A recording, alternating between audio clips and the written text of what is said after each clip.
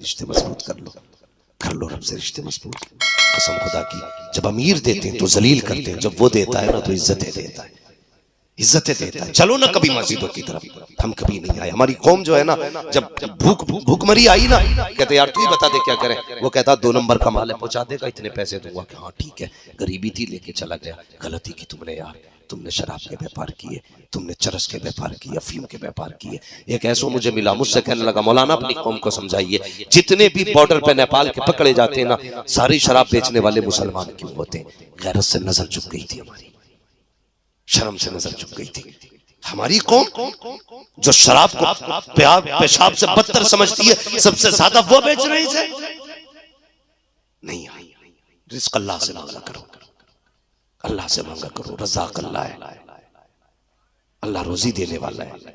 हम लोग ना दुकानों पे बैठे बेच रहे हैं ना, जो बैठ करके, तो जाके देख लो, जो खरीद रहा है ना उसका बाट 100 ग्राम ज्यादा है, जो बेच जा रहा है, जो बेच रहा है ना, तो उसका 1 किलो में 900 ग्राम निकल लिया।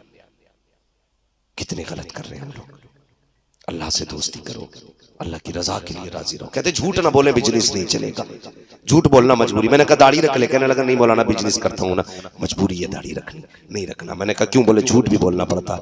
मैंने कहा शर्म आती है यार, रज़ाक अल्लाह है और तू झूठ को भरोसा करके बैठा है कि झूठ से रोजी मिलती है।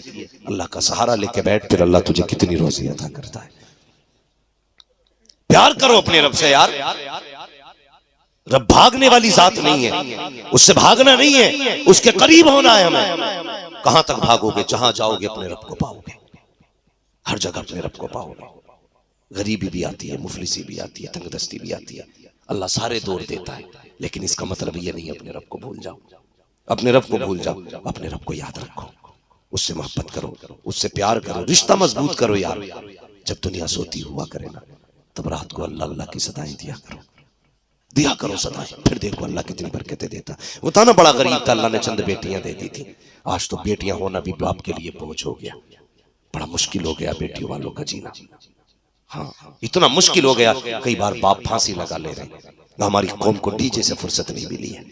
2 लाख का आतिशबाजी और डीजे ले आते। अल्लाह तौफीक देना तो बेटी के साथ किसी गरीब की बेटी भी रुखसत कर दिया कर, किसी गरीब की बेटी भी रुखसत कर दिया करो। बड़ा गरीब था, घर में फाके हो गए। बीवी ने कहा मेरे सरताज का हाजी का बच्चों का कई दिन का फाका, आप तो कुछ कमाने जाइए। कहने लगे बूढ़ा हूं, कोई काम नहीं देता है। उसने कहा निकलो ना, शायद कोई काम मिल जाए।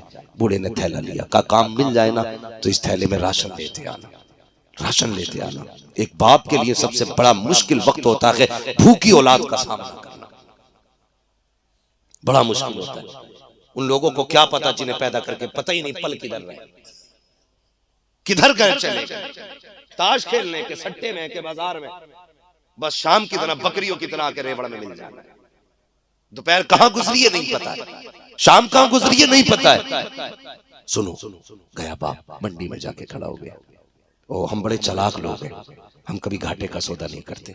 हम तो मंडी से मजदूर भी लाते हैं तो अट्टा कट्टा देख के लाते हैं, ये 12 ईंटें उठाएगा नहीं उठा लेगा, तो हम 12 ईंटों के पैसे देते हैं और 18 ईंटें उठवाते हैं बंदे से। कितने चालाक लोग हैं। और फिर कहते हैं देखा मैंने एक मजदूर से 1.5 मजदूर का काम ले लिया। ये तू जानता है सिर्फ, नहीं तेरा खुदा भी जानता है, खुदा भी जानता है। मजदूरिया भी लॉकडाउन लगा था तो इमामों के कितने फायदे उठाए। अल्लाह माफ करे हमारी कौम को, जहां तनख्वाहें 7,000 थी, कहने लगे जी 3,000 देंगे, इमामत करनी है तो करो। तो बेचारों ने 3,000 पे भी इमामत करी है। हाँ, ये कितनी गलत बात है। मैं वकालत नहीं कर रहा हूं इनकी, शायद मैं भी आपके साथ खड़ा हूं कहीं ना कहीं। हाँ भाई, मैं एक बात कह रहा हूं आपसे, ये मत कहना अपनी जमात की हिमायत कर रहे हैं। जमात की नहीं, मैं पूरी कौम की हिमायत कर रहा हूं। अगर ये रोएंगे तो चैन से तुम भी नहीं सो सकते, नहीं सो सकते। आपके इलाके से फोन गया, उसने कहा मेरी बेटी का इंतकाल हुआ, आज मस्जिद वाले मेरी तनख्वाह काट रहे हैं 8 दिन की। मैं कहता हूँ शर्म आनी चाहिए, तुझे इतनी तकलीफ हो गई 8 दिन की गैर हाजिरी की, उससे पूछ जिसने बेटी खो दी है, जिसकी बेटी का इंतकाल हो गया है। हमें तो गैरत आनी चाहिए। होना तो ये चाहिए था, अगर बेटी इमाम की थी, हॉस्पिटल में भर्ती थी, अगर उसका इलाज हो रहा था, पैसे का इंतजाम तुम करते, बजाय इसके तुमने तनख्वाहें काटी। आज तनख्वाह काटोगे, कल अल्लाह लुकमों के बदले में अगर नेकियां काटोगे, ना बचाने वाला नसीब होगा ना देखने वाला नसीब। याद रखना, हुजूर फरमाते क़यामत के दिन में मजलूमों की जमात में खड़ा हूंगा। हुजूर उधर खड़े होंगे जिधर मजलूम इमाम खड़ा होगा। और याद रखना, खुदा का फैसला भी उधर ही जाएगा जिधर महबूब खड़ा होगा। उधर ही खड़ा जाएगा फैसला जिधर महबूब होंगे, इसलिए कि कायनात को बनाए महबूब के लिए गया। फैसला हक का होगा और हुजूर उधर होंगे जिधर हक होगा, और हक कयामत में मजलूमों की तरफ होगा। समझ रहे मेरी बात? तो हमारी कौम बड़ा जुल्म करती है। खुदा के वास्ते किसी की मजबूरी का फायदा ना उठाना। होता है ना, कोई मजबूरी में जमीन बेच रहा तो 10 ग्राहक लग जाएंगे, तो ये मत मुझे ही दे जा, फिर कहता हो मैंने खरीद ली 5 लाख में। मजबूरी के सौदे न किया करो। मजबूरी किसी को भी आ सकती है। अल्लाह कादिर मुतलक है, जिसे चाहे उठा के तख्त से तख्ते पे डाल देता है और जिसे चाहे तख्ते से उठा के तख्त पे रख देता है। तुम नहीं जानते हो, मजबूरी का फायदा ना उठाना। तो हम मंडी में भी जाते हैं ना, तो बाजू वाला देखते हैं 12 ईंटों वाला है कि नहीं, तसला परात मसाला भर के उठाएगा कि नहीं। हमने ये देखा, अल्लाह अकबर, उसी मंडी में ये भी गरीब खड़ा हुआ, बाल सफेद। लोग आए, ताकतवर लोग ले गए, जवानों को ले गए। बूढ़े ने कहा यार 10 रुपए कम दे देना, मुझे भी ले चलो। तो लोग क्या कहते, मालूम है का तेरी उम्र मजदूरी की नहीं है, जब बाबा घर बैठ के खा ले जा करके। तो पैर हो गया, कोई नहीं आया हाथ पकड़ने वाला। अल्लाह अकबर, बड़ा मुश्किल वक्त था। घर जाता तो कैसे जाता, खाली थैला बीवी ने हाथ में पकड़ाया था। वादा करके चला था कि बच्चों के लिए खाना लेके आऊंगा, लेकिन जब काम ना लगा बेबस होके रह गया। सूरज को देखा सर पे आ चुका है, घर जाए तो किस मुंह से जाए, सोचा जाऊं तो कहां जाऊं। जब कोई राह दिखाई ना दी, सामने मस्जिद का दरवाजा मौजूद था। गया, वुजू किया, मस्जिद में 2 रकात नमाज हाजत पड़ी। उसके बाद रब को रो के दिखाया, कहता मालिक ये दुनिया वाले मजदूरी के लायक नहीं समझते हैं, लेकिन मेरे मालिक मैं तेरे घर में आ गया हूँ, मैं तेरे घर में मजदूरी करूंगा, मैं तेरे घर की सफाई करूंगा, चटाइयां बिछाऊंगा, मैं तेरे घर की धुलाई करूंगा। रोता रहा, सफाई करता रहा, कहता मालिक मेरी रोजी तुझे देनी है, मजदूरी तुझसे चाहिए। शाम हो जाती है, कोई इंतजाम रिस्क का नहीं हुआ है। जब शाम होने लगी, ख्याल आया घर चलना चाहिए। घर के दरवाजे के करीब पहुंचा, रात का इंतजार किया। रात में दरवाजे पे गया, दरवाजा खटखटाया, बीवी दरवाजे पे खड़ी थी। अल्लाह अकबर, वो बीवी भी आम बीवी न थी, कनीज़े फातिमा ज़हरा थी वो बीवी। अल्लाह अकबर, खाली हाथ शोहर आया है। देख के ये नहीं कहा था निकम्मे खाली हाथ आ गया, कुछ लेके नहीं आया, बच्चे क्या खाएंगे, कैसे सोएंगे, कोई जुमला नहीं कहा। उसने शोहर को खाली हाथ आते देखा, माथे पे थकन थी। बीवी ने हाथ पकड़ा, हाथ पकड़ के अंदर लाई, पैर धुल के कहा सरताज लेट जाइए, लगता है बहुत थके हुए हो। शोहर लेट जाता है। बीवी ने सर में तेल डाला, मालिश किया, मुस्कुरा के कहने लगी सरताज काम करने गए थे, क्या हुआ, कुछ मिला के नहीं? काम नहीं मिला। कहते बीवी काम तो मिला है, कम मजदूरी, कम मेरा मालिक कितना बड़ा है, मजदूरी मांगते हुए गैरत आ रखी थी, इसलिए पैसा नहीं मांगा। अल्लाह अकबर, बीवी भी हयाओं वाली थी, बीवी भी मुस्तफा जाने रहमत की दर की कनीज थी। उसने कहा कोई बात नहीं है। शोहर कहने लगा बीवी बता तो सही, बच्चों को क्या खिला के सुलाया है? जानते हो क्या कहा बीवी ने? कहा सरताज अगर रोटी रखी है तो क्या हुआ, अल्लाह की नेमत पानी तो मौजूद था, मैंने बच्चों को गर्म पानी करके सुला दिया, बच्चे पानी पी के सो गए हैं। अगले दिन फिर निकला, फिर मस्जिद में। बीवी ने फिर कहा शाम को आओ तो कुछ लेके आना। शाम को खाली हाथ आया, 2 दिन इसी तरह से आया। जब तीसरा दिन आया, बीवी ने शोहर ने जाने लगा तो बीवी कहती मेरे सरताज ठहरिए तो सही। कहा क्या बात है? कहा आज अपने मालिक से इतना कह देना, 3 दिन की मजदूरी भले ना दे, कम से कम इतना कह देना, इतना दे दे मेरे बच्चों के एक वक्त के खाने का इंतजाम हो जाए। अपने मालिक से कह देना बच्चों की भूख देखी नहीं जाती है, अपने मालिक से कह देना बच्चों के सूखे होठ नहीं देखे जाते हैं। अरे ना दे 3 दिन की मजदूरी, कम से कम इतना तो दे दे, एक वक्त बच्चों को खिला के सुला दिया जाए। यार शोहर की चीख निकल जाती है। जब जाने लगा, बीवी ने कहा शोहर ठहर तो सही, ये 3 दिन का फाका सही, अगर फिर भी मजदूरी ना मिले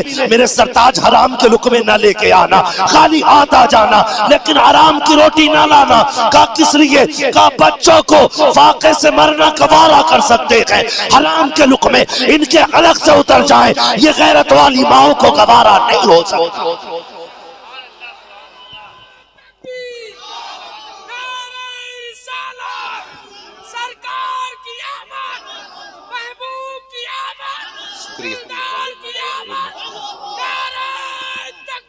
अल्लाह अकबर, सुभान अल्लाह। बेशक ये थी बीवियां आज शोहर न लाए ना कुछ, खाना तो छोड़िए, पसंद का सूट अगर न लाए तो कहती है तुझे अपने शौकों में पूरे करने में आग नहीं लगती है? मेरा एक सूट लाने में तुझमें आग लग गई? हाँ, जब यहां से शुरू होती है तो दे तलाक ले तलाक।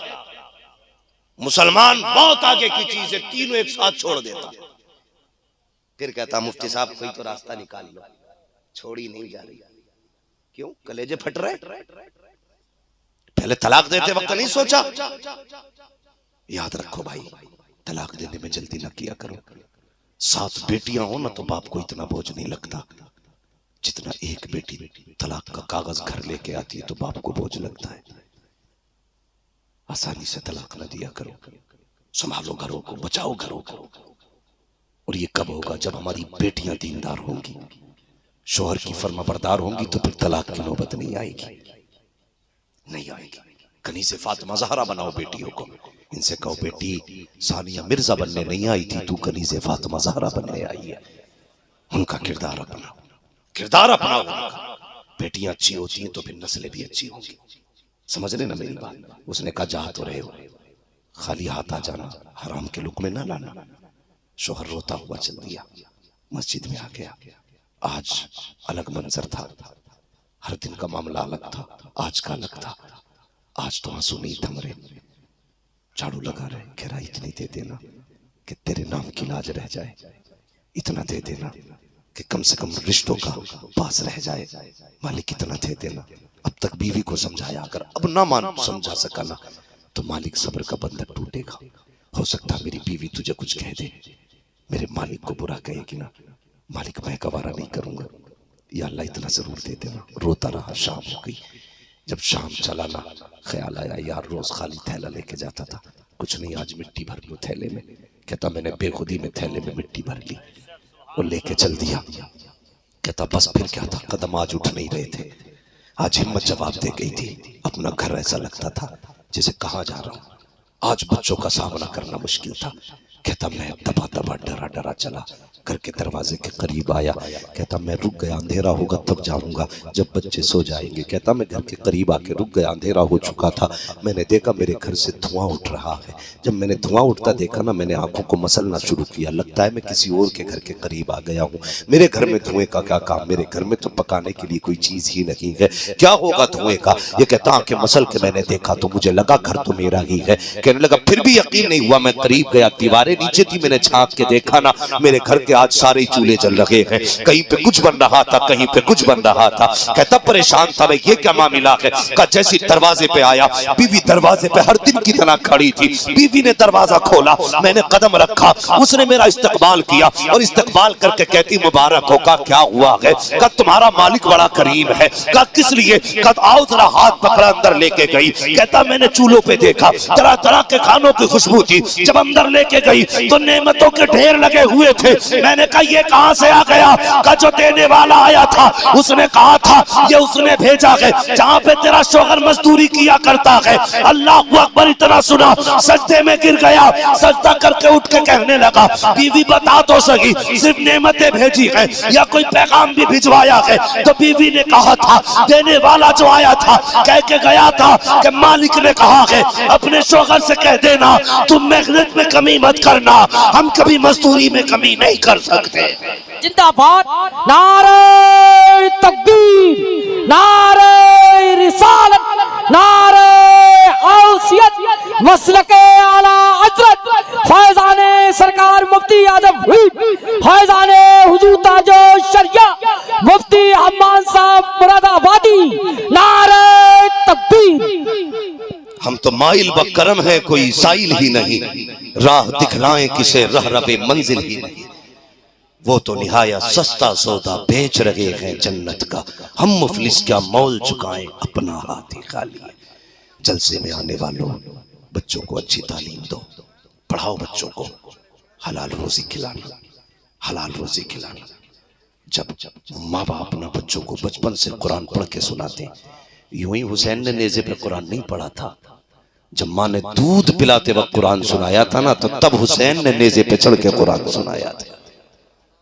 इसलिए माएं भी कुरान वाली तलाश करो, रिश्ते देखभाल के करो, ये मत देखना डिग्री कौन सी है, ये देखना किरदार कौन सा है।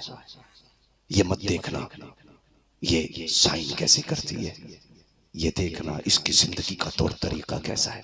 डूब गए वो लोग जो पैसों के लालच में शादियां करते, बर्बाद हो गए, बर्बाद हो गए। दावे के साथ कहता हूं, सुकून कभी पैसे से नहीं मिलता है, कभी नहीं। सुकून अल्लाह देता है, सुकून अल्लाह देता है। अगर पैसों से सुकून मिलता ना तो कोई भी ना पैसे वाला नींद की गोली नहीं खाता और किसी गरीब को नींद नहीं आती।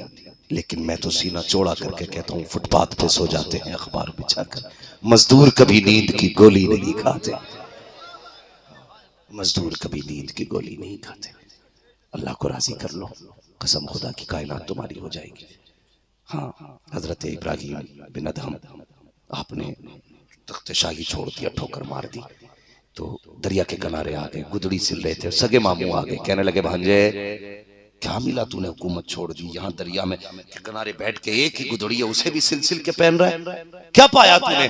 सब कुछ छोड़ के मुस्कुरा के देखा, कहा देखना चाहते हो क्या पाया? कहा हाँ, सुई फेंक दी दरिया में। कहने लगा ले एक सुई थी वो भी फेंक दी तूने।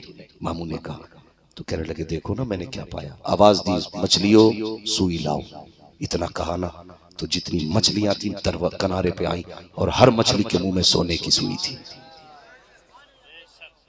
आपने फरमाया ये क्या लेके आई हो? इसे तो मैं ठोकर मार के आया हूं, मुझे सोने की सुई नहीं चाहिए, मुझे मेरी सुई चाहिए। तो फिर एक मछली आई छोटी सी, वही सुई वही धागा लेके। आपने फरमाया हाँ ये मेरी सुई है। मामू हैरत में थे, ये क्या मामला? कहने लगे नहीं जाना आपने। कहते हैं जो खुदा का हो जाता है जमाना उसका हो जाता है। सिर्फ खुदा के हो जाओ, सिर्फ खुदा के हो जाओ। और खुदा कैसे मिलेगा? आला हज़रत फरमाते हैं वही रब है जिसने तुझको हमतन करम बनाया, हमें भीख मांगने को तेरा रास्ता बताया। तुझे हम्द है खुदाया, तुझे हम्द है खुदाया। वो कवारी पाके मरियम वो नफ़ख्तु फीह का दम है अजब निशान आज़म मगर आंगना का जाया। वही सबसे अफजल आया, वही सबसे अफजल आया। तुझे हम्द है खुदाया, तुझे हम्द है खुदाया। अरे खुदा के बंदो कोई मेरे दिल को ढूंढो, अभी पास था मेरे तो अभी क्या हुआ खुदाया। अल्लाह अकबर, हमें रजा तेरे दिल का पता मिला मुश्किल तेरे रोजा के मुकाबिल हमें वो नजर तो आया। ये न पूछ कैसा पाया, ये न पूछ कैसा पाया। तुझे हम्द है खुदाया, तुझे हम्द है खुदाया। हुजूर से भी प्यार करो, खुदा से भी प्यार करो। बदल जाओ जवानों, चेहरे हुजूर वाले बना लो। ये मत देखो चेहरा ऐसा बनाना जो लड़कियों को अच्छा लगे ना, चेहरा ऐसा बनाना है जो हुजूर को अच्छा लगे, जो हुजूर को अच्छा लगे। ये मत समझना इन मौलवियों के पास कपड़े नहीं है, पैंट खरीदने के लिए पैसे नहीं है, ऐसा नहीं है। इन मौलवियों के पास जो है ब्रांडेड चश्मा लेने का पैसा नहीं है। नहीं, कसम खुदा की ऐसा कोई मसला नहीं है। हमें ब्रांड पसंद नहीं है। अगर हमारी ब्रांड पूछते हो ना तो हमारी तो वो ब्रांड है जो कायनात में सबसे आला ब्रांड है। हाँ, हमने कभी कोट को तरजीह नहीं दी, पैंट को तरजीह नहीं दी। हमेशा उलमा ने यही सोचा हमें तो वो करना है जो मुस्तफ़ा को भी पसंद हो, खुदा को भी पसंद हो। यही वजह है स्टेशन पे लाखों की भीड़ में भी मौलवी टोपी लगा के खड़ा है। फ्लाइट में हम लोग जाते हैं, लोग ऐसे देखते तीसरी मखलूक आ गई क्या? नहीं, और डरते ही नहीं। अल्लाह का शुक्र है, डरने की जरूरत भी क्या, सच्चे मुसलमान हो जाओ। फिर आवाज आती क्या दबे जिस पे हिमायत का हो पंजा तेरा, शेर को खतरे में लाता नहीं कुत्ता तेरा। जहां मौलवी खड़ा हो जाए बड़े अच्छे अच्छों की नजरें झुक जाती है। गारंटी के साथ कह रहा हूं, जिस जगह बैठ जाओ ना करवट में बैठने कोई नहीं आता। यही सोचा अगर बैठ गया तो फौरन फट जाएगा। हाँ, कई बार देखा वो जो वहां से ना रूम से फ्लाइट तक बसें लेके जाती है ना, सीट पे अकेले बैठ जाओ ना, साले सब खड़े रहेंगे, और लेकिन बैठने करवट में कोई नहीं आ सकता। डर इतना टोपी वालों का।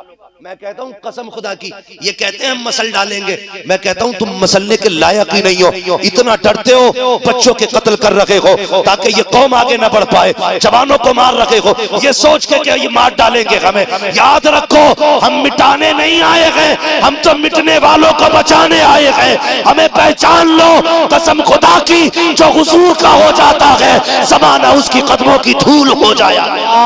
बेशक, सुभान अल्लाह, जिंदाबाद जिंदाबाद। बेशक बदल लो, बदलेंगे इंशाल्लाह। डीजे तो नहीं बजाएंगे, जो डीजे बजाए उसके घर मत जाना। पीछे वाले हाथ क्यों उठाएंगे? पीछे वाले ज्यादा कुआरे बैठे शायद। ये जितने हाथ उठा रहे हैं शायद शादीशुदा लोगों ने हाथ उठाए। देखो भाई, शादीशुदा कोई हाथ ना उठाओ, ना उठाओ भाई, तुम्हारी भी शरारत होती है सारे। भाई मसला मेरा नहीं, बजाओगे मेरे बाप का क्या जाएगा? मैं तो 1 घंटे के लिए आया जा रहा हूँ, मौलवियों का क्या चला जाएगा? इन्हें अपना हिसाब देना, तुम्हें अपना देना। लेकिन बात यह है, हमें हुजूर की पूरी उम्मत बचानी है, पूरी उम्मत का दर्द हमें रखना अपने सीने में। खंजर चले किसी पे तड़पते हैं हम अमीर, सारे जहां का दर्द हमारे जिगर में है, सारे जहां का दर्द हमारे जिगर में है। निकाह हुजूर की सुन्नत है, तो जब सुन्नत हुजूर की अदा होनी चाहिए तो फिर बातें भी हुजूर की होनी चाहिए। कुछ लोग ना यार बड़े खतरनाक लोग होते हैं। मैंने तकरीर में 2-4 जगह कह दिया कि भाई ये शादी में जलसा कराया करो, मुझे ही फोन करके कहते हैं मेरी शादी है इस तारीख में, आना तुम्हें। मैं कहता हूँ भाई मैं तो 6 महीने तक खाली नहीं हूँ। तो कहता तो फिर मैं डीजे नचाऊं। हाँ मुझसे ऐसी कह देते, कह रहे देखो आ जाइए वरना बालक न मानेंगे, धमकी देते। जरूरी है यार मैं आऊं तभी जलसा हो। तुझे हुजूर से इश्क है ना, तुझे भी प्यार है, तू दूल्हा बने ना, खड़ा कर दे किसी को भी। उस्मान भाई से कह कि पढ़ो मेरे हुजूर की नात। हाँ कहना नवाब भाई को खड़ा करके मैं दूल्हा बन रहा हूं, मेरे हुजूर का सेहरा पढ़ के सुना दो। वो सरवरे किश्वरे रिसालत जो अर्श पर जलवागर हुए थे, नए निराले तरफ के शामा अरब के मेहमान के लिए थे। कसम खुदा की सेहरा तेरा होगा, करम मदीने वाले मुस्तफा का बरसना शुरू हो जाए। ये करेंगे इंशाल्लाह, मगर मजबूर मत करना किसी मौलवी को, हाँ वरना डीजे नचाएंगे। मौलवी से बिगाड़नी अच्छी नहीं होती है बाबू। अगर इन्हें बेवजू नमाज जनाजा पढ़ा दी तो कब्र में भी कूदेगा। इससे बिगाड़नी नहीं है, इससे बना के रखनी है। समझ गए मेरी बात? निकाह के वक्त इंशाल्लाह हुजूर की नातें होंगी, हुजूर की बातें होंगी। और सुने, अगर फिर भी कोई डीजे बजाए समझ लेना हराम के खाए, हलाल के खाए नहीं। इसलिए कि खाते हैं तेरे दर का, पीते हैं तेरे दर का, पानी है तेरा पानी, दाना है तेरा। और जो हुजूर के सदके खाता है उसके हिस्से में हराम के लुक़मे, हराम के लुक़मे। और जब हराम के लुक़मे नहीं आते तो शादी में गाने नहीं बजेंगे इंशाल्लाह। चच्चा लोगों से खबरदार, इनकी बड़ी हसरत है जान अल्लाह का एक बार और डांस देख लेता। नहीं चच्चा, बुढ़ापे में हड्डियां टूटती हैं तो फिर जुड़ती नहीं, नहीं जुड़ती। ना कूद तू, ना कूद अल्लाह के बंदे। कम से कम तुझे तो बुढ़ापे की भी हया करनी चाहिए। मेरे हुजूर ने बुढ़ों को कितनी इज्जत दी है, कितनी इज्जत दी है जानते हो? मेरे हुजूर ने फरमाया जिसने मेरी उम्मत के सफेद बालों वाले शख्स की इज्जत की, गोया उसने मदीने वाले मोहम्मद की इज्जत की है। इतनी इज्जत अगर हुजूर ने दी है तो तेरी भी जिम्मेदारी है। बंद कर, डीजे नहीं बजेगा, मेरे हुजूर की बातें। फिर गोद तुम्हारी होगी, आने वाला खालिद बिन वलीद होगा। गोद तुम्हारी होगी, आने वाला मोहम्मद बिन कासिम होगा इंशाअल्लाह। जो बातें रह गई है ना, एक हंगामा महशर हो तो भूलूं उसको, सैकड़ों बातों का रह रह के ख्याल आता है। बस जो हुए अगलात उनको माफ फरमाए रब्बे कायनात। जिंदगी ने अगर दिया साथ फिर होगी मुलाकात, चमन रहा फूल खिलेंगे, जिंदगी रही फिर मिलेंगे। मेरे भाई मेरी बात देखो, बड़ा मसला। एक मिनट,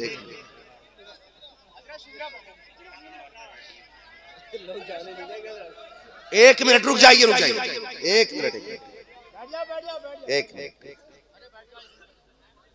एक बात बताऊं, मुझे आपको देख के एक बात याद आ गई। भाई हंसना मत, बात ऐसी है थोड़ी सी। वहाबियों के इज्तिमा होते हैं ना तो इतना लंबा पिंडाल नहीं बनता जितनी वो लैट्रीन बना। वो जलसा सुनने थोड़ी आते हैं, वो खाने ही आते हैं खाली। उनके जलसे ही नहीं होते।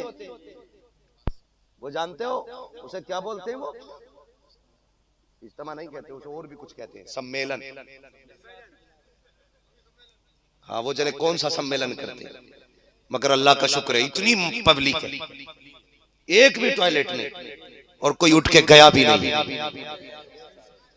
कोई उठ के गया भी नहीं है। इसलिए कि ये जितने बैठे ना अपनी ताकत से नहीं, रूहानी ताकत से बैठे हुए हैं,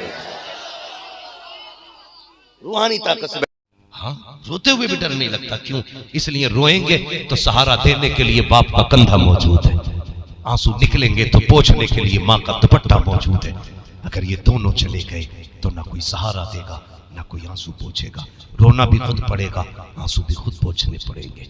आज माँ बाप पे कदर करो, माँ बाप पे इज्जत करो। मेरे हुजूर ना कोई कमी नहीं थी, हुजूर के पास कोई कमी नहीं थी, लेकिन जब भी हुजूर रोए ना ये सोच के रोया करते थे, काश मेरी माँ होती, काश मेरी माँ होती। मौलाना महराज बैठे, मुशर्रफ साहब बैठे, मुफ्ती नाजिम साहब बैठे, उलमाए किराम है, इनसे पूछो ना।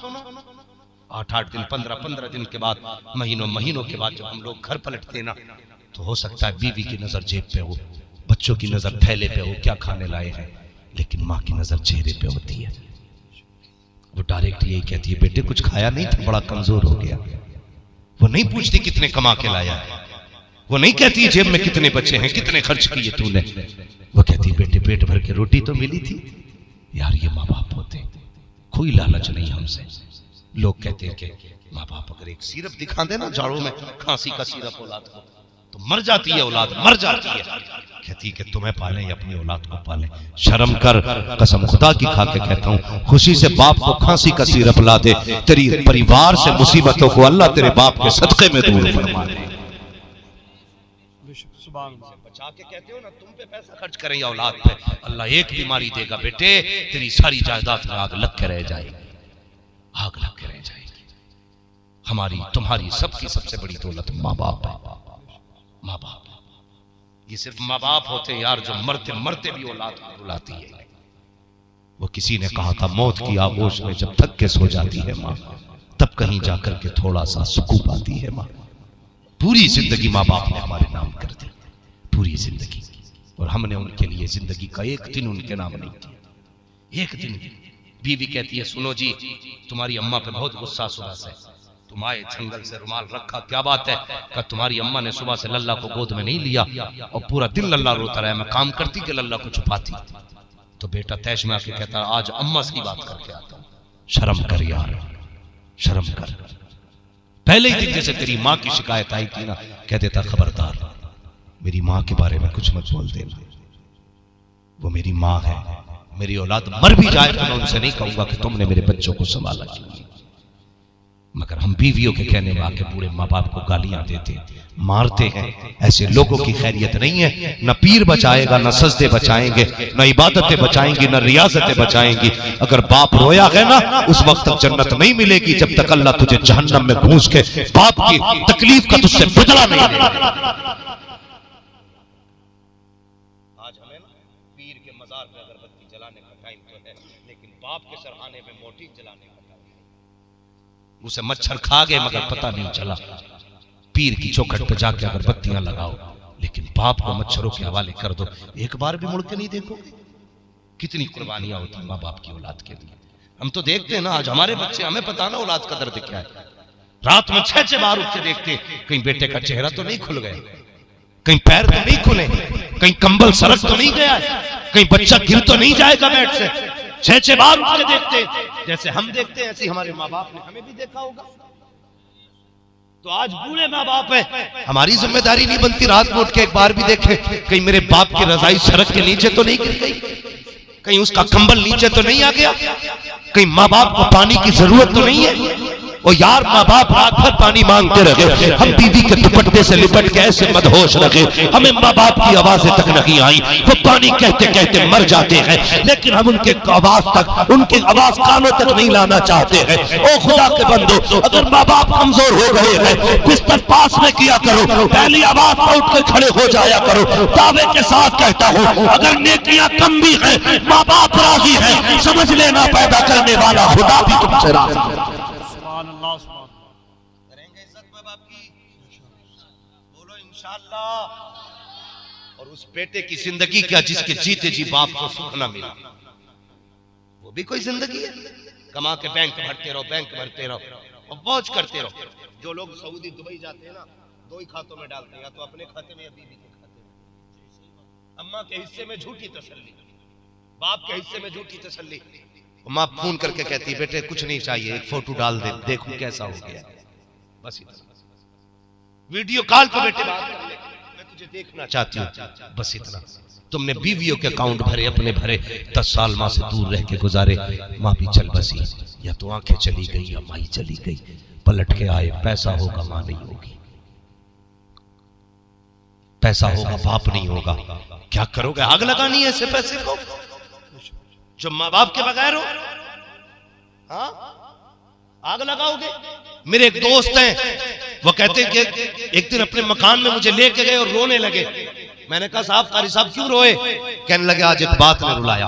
कहा क्या? कहा एक दिन मेरे माँ बाप मुझसे मिलने यहाँ आए थे, मैं इमामत करता था, तो मेरे माँ बाप चाहते थे कि मैं मेरे पास वो रुके, लेकिन रुकाने जगह नहीं थी मुझे, तो मैं अपने माँ बाप को बातें बना के बस में बैठा के आया था।